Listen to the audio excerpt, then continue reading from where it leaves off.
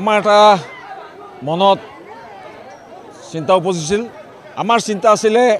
যে আমাৰ যেতিয়া ইংৰাজী 31 ডিসেম্বৰ আহে আমি ইংৰাজী 1 জানুৱাৰী পালন কৰিবৰ কাৰণে বা আদৰণি জনাবৰ কাৰণে 31 ডিসেম্বৰ নিশা আমি উজাগৰে থাকো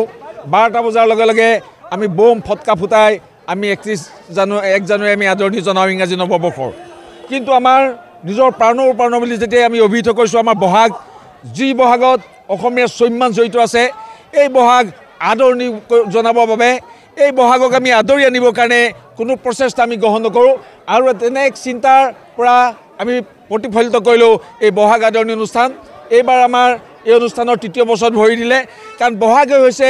অসমীয়াৰ সন্মানৰ প্ৰতীক আৰু বহাগে হৈছে অসমীয়াৰ সাহসৰ প্ৰতীক আমাৰ স্বাভিমান আৰু সাহসক লৈ আমি গৌৰৱান্বিত আৰু এই গৌৰৱান্বিতৰ বিষয়ত আমি সমগ্ৰ অসমবাসীৰ প্ৰতি আমাৰ এটা বিনম্ৰ আহ্বান যে আমাৰ নিজৰ প্ৰাণৰ আমাৰ সন্মানৰ বহাগ প্ৰতীক বহাগক আদৰিবৰ কাৰণে এই পদক্ষেপ অসমৰ প্ৰত্যেকেই গ্ৰহণ কৰক আৰু এই পদক্ষেপৰ জৰিয়তে অসমৰ জাতীয় সত্তা অসমৰ জাতীয় ঐক্য আৰু অসমৰ বিভিন্ন জাতি জনগোষ্ঠীৰ মাজত থকা ঐক্য শান্তি সম্প্ৰীতি এনাৰ্জিডাল আগন্তুক দিনক যাতে আমি অধিক শক্তিশালী কৰিব পাৰোঁ বলিষ্ঠভাৱে যাতে আমি আগুৱাই যাব পাৰোঁ আৰু আমি যাতে এটা নতুন পথৰ সন্মান দিব পাৰোঁ সাংস্কৃতিকভাৱে আমাৰ জাতিটোক যাতে আগুৱাই নিব পাৰোঁ তেনে চিন্তা নিশ্চয় সকলোৱে প্ৰতিফলিত হওক ইয়াকে কৈ আজি এই অনুষ্ঠানৰ প্ৰতি সকলোৱে কৃতজ্ঞতা জ্ঞাপন কৰিছোঁ।